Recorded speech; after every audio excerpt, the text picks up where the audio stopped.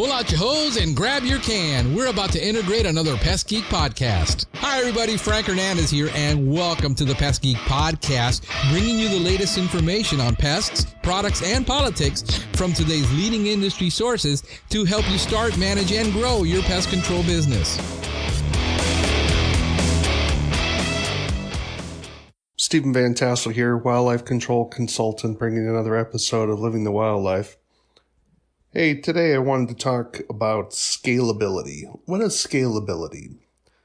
Well, scalability is the ability or the power to expand your business in a manner so that you can earn more money without costing you a great deal more time and effort and expense to harvest that extra income. Yeah, kind of a rough definition there, but that's the concept of scalability. How scalable is your business? And so let me explain how that would work. If you're an author, for example, you put in all this effort to produce a book. Once the book is completed, you as an author do not have to continue pouring energy into that book to sell more of it. I mean, you have some marketing things and stuff like that, but you're not going to be the one printing it. You simply can now have that book published and submitted to a variety of wholesalers or bookstores, or even have it sold online. And it's not costing you time to have that book sold. You can even have people process the payments, collect the money, print the book, package the book, ship the book, and then send you a check. That allows you to be scalable. In other words, the more books you sell, you're making more money, but it's not costing you more time. Here's the problem with wildlife control and pest control in general. We really only have 3 ways to increase our revenue stream. Way number 1, charge more money. Way number 2, reduce your expenses.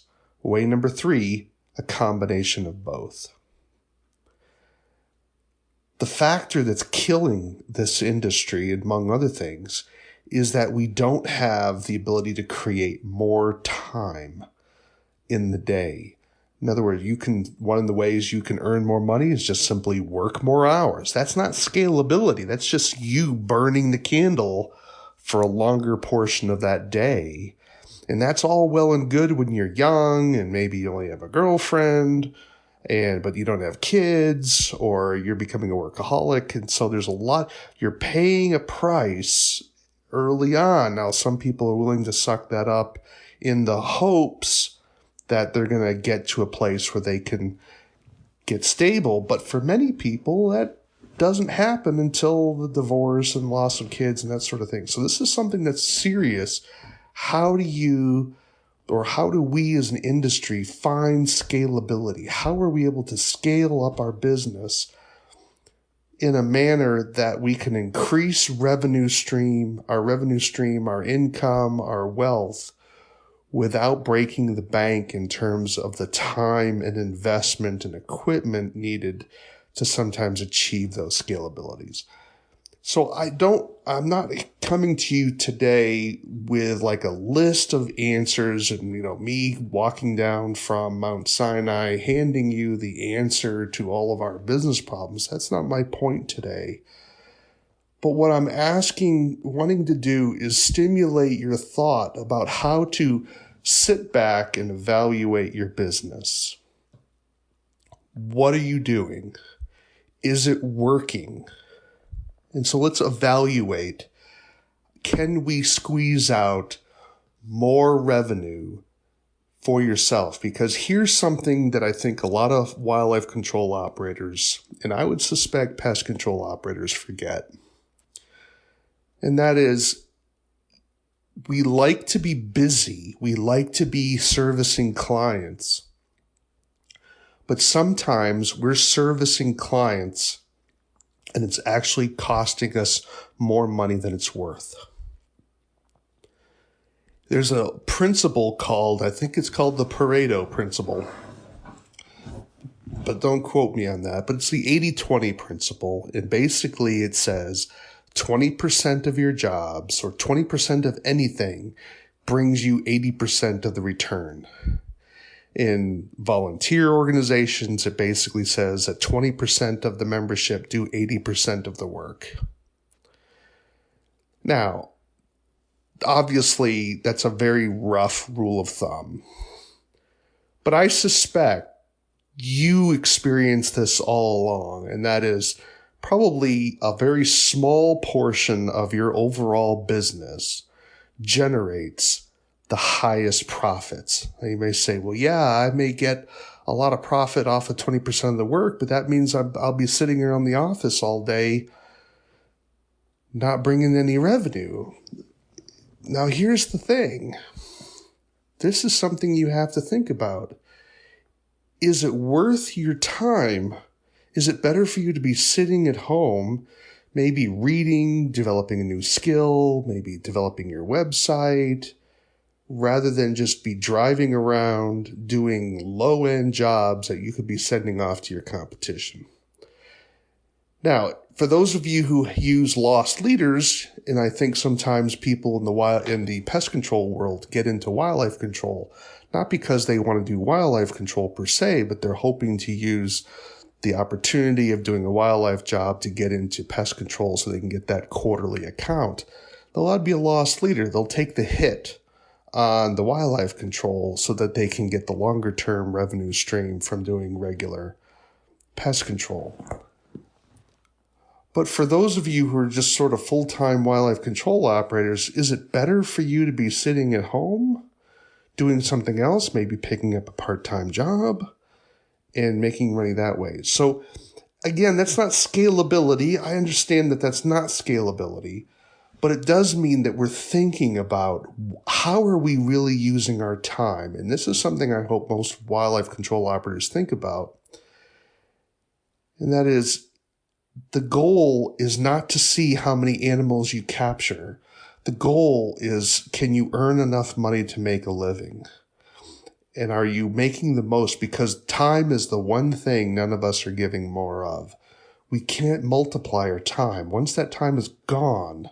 So when we're in a wage situation, we're actually selling our life for money. We're selling our time for money. That's all we're doing, our expertise. So we're either doing that well or we're doing it not. So let's talk a little bit more about scalability. What are some ways that you can generate perhaps more income without necessarily creating a lot of extra work for you? And here are some ideas that I had. Do with them what you will. And one of them was offer a trap rental or trap sales service. For those types of jobs that are really the low value jobs in your market, it may be worth your while to offer the public and say, look, I can do this for you and give them a price. You could even inflate the price if you wish, because maybe it's something you just don't want to be doing a lot of. Maybe it's a job you hate. And you could say you could do it for this, or I can sell you a trap, even deliver it, show you how to use it, and let you do your thing, and even maybe offer euthanasia services for the client at a lower cost for that client. You can rent them a trap. You can sell them a trap. You can sell them instruction. I've heard of wildlife control operators who, rather than doing a lot of mole work, ground mole work, they will simply go out to the client and they will teach the client how to trap moles and sell the traps. Now you may say, well, that's cutting off your nose to spite your face. Perhaps, but it depends. Again, this is all ideas for your market and what your business goals are. If you can't make enough money off of a mole job to make it worth your while, then it's not worth it. You might as well make something and collect money off that person doing that type of work. And so you can actually create a little booklet or a video and then sell that. So that's an option number 2, and that is create training materials that you can sell to the public. That would be a way to multiply your business and make it more scalable. Now, is it all of your business? No, absolutely not. But sometimes people are afraid. I mean, I'm a writer, as many of you know. I've published many books, and I look to work with people that want to develop their own books. But what I find is a lot of wildlife control operators, at least the ones perhaps that I've spoken to, they're afraid to do that. I was just talking with a guy a little while ago, and he had a very interesting trap set. And I says, well, would you want to write that up? Well, I don't want to educate my competition. Well, the guy was, I mean, no offense, but he was already in his 70s. And I'm thinking to myself, and I'm trying to be gentle here, but, it's like, you're not going to live forever, right? I mean, so sometimes people, it's an ego thing. They think somehow they're going to live forever. He says, well, I said, well, we can publish this after you stop working. Because I didn't want to say die, because I thought that would have been rude. And that still wasn't enough for him. But yet he said his kids were not going to be interested in getting involved in the business. And I says, I would be willing to we could hold off on publishing until you stop working. And he wasn't willing to do it. So it's interesting to see how people are not really willing. There's emotional issues involved as to why they're not willing to train. And they think part of that is competition. Part of that is that I think they realize that they're not going to, that if they give out this information, they've somehow lost part of themselves. And I think that's really silly. Let me talk about the competition issue. How many times do you look at, you go into a bookstore, if you go into one, and ask yourself, how many self-help repair books are out there? How to build this, how to build that. You can go on YouTube and get all kinds of stuff to build things. But yet we still have a shortage of contractors. Why is that?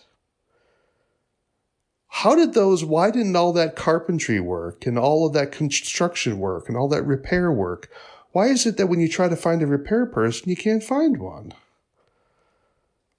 Well, did these books really diminish and devalue what the expertise of that repair person was? And it turns out that what it did is it really got rid of the little stuff. Now, when you call a repairman, it's something often big.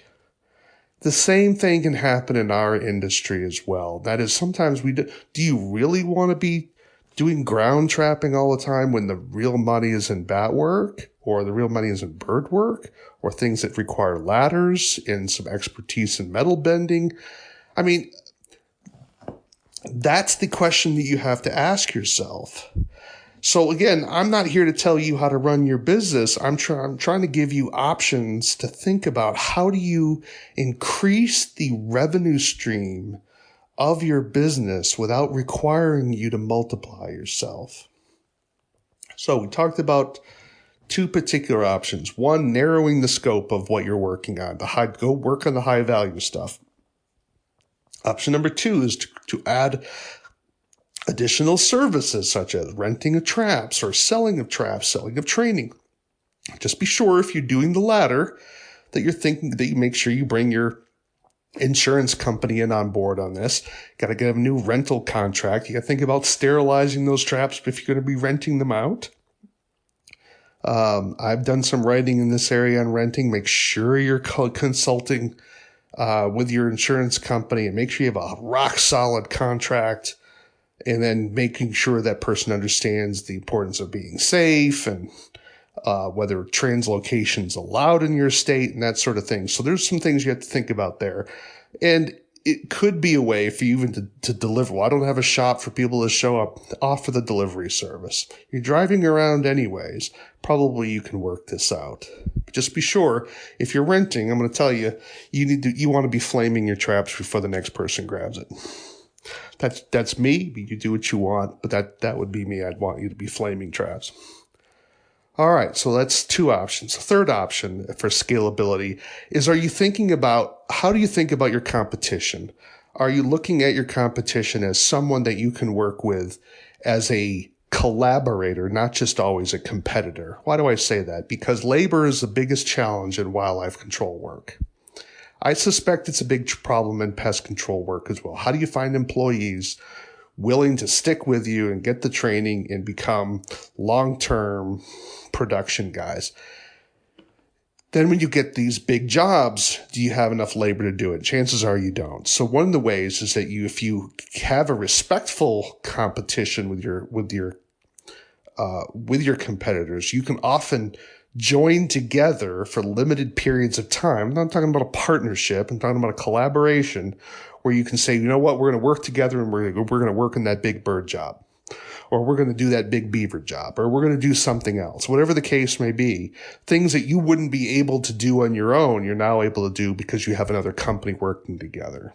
Again, are there legal issues involved there? Absolutely. Are there liability issues involved there? Absolutely. But that's what lawyers are for, and that's where people of goodwill who are willing to sit down and work together, it can be done. It's a simple way of both of you benefiting off of being able to collaborate and get those big jobs where you don't always have to turf them off to the big boys. And that would be a way. Is it true? Is it an actual fulfillment of the definition of scalability? No, it's not. But it is a way for you to increase your margins because you're able to do those bigger jobs, and where maybe you're able to get a bigger cash stream and that sort of thing. It's a way to move forward. I hope that gives you something to think about, because one of the things I believe that many business owners, and I'm assuming most of you that are listening to this are business owners, or perhaps you want to be, is that we often are so involved in the day-to-day activities of running the business, we neglect to sit back and reflect and say, is what I'm doing actually working? Am I actually making progress? One of the things I've been pleased to see, because I'm an old timer in this industry now, is when we were in the early growth phases of the industry, the people were asking, well, are you busy? Oh yeah, I'm working 7 days a week, 24/7, 365. And they were probably not lying. And so over the years, I began to start asking a second question. They would tell me, are you busy? Oh yeah, I'm busy. And they'd tell me how much work they're doing. And I'd look at them and I'd ask them this question. I'd say, great, are you making any money? And they would pause for a minute, and I would look at them, and they would say, well, yeah, I think so. And I said, you're not sure? Look, my point was to try to jog their memory a little bit and to shake them a little bit, so that being busy doesn't mean you're making money. If the goal is being busy, then that's your goal. It's easy to be busy, but it's a different thing to be making money. The goal, my friends, is not to just be busy. The goal is to be making money so that you actually can have a life. If you're working 7 days a week all the time and your family is paying a price for that, and sometimes people want that, because things maybe aren't that great at home. But what came first, the chicken or the egg, right? Did the things get bad at home because you were working 7 days a week? Or are you working 7 days a week because things got bad at home? That's something you have to work through, and that's not the topic of today's session. My point is think about scalability. Are you making money? How can you maximize your time for the greatest amount of profit? That's what I hope you take away today from our discussion. I don't have all the answers. I'm not suggesting that I do. This is not easy, but it doesn't get any easier if we don't think about it. And I hope you're going to do that today, because we have one life on this earth. We want to maximize that for our family to do what is going to be appropriate. I'm not afraid of hard work. I think that's important. But we don't want to be workaholics, because that's not good. Hope this has been helpful for you. Again, Stephen Vantassel, Wildlife Control Consultant. Thanks for listening. Thank you for listening to the Pest Geek Podcast. If you have enjoyed the Pest Geek Podcast, please give us a rating, write a review, or subscribe to the channel. You can join the Pest Geek Society by visiting pestgeekpodcast.com. Thank you for listening. See you next time.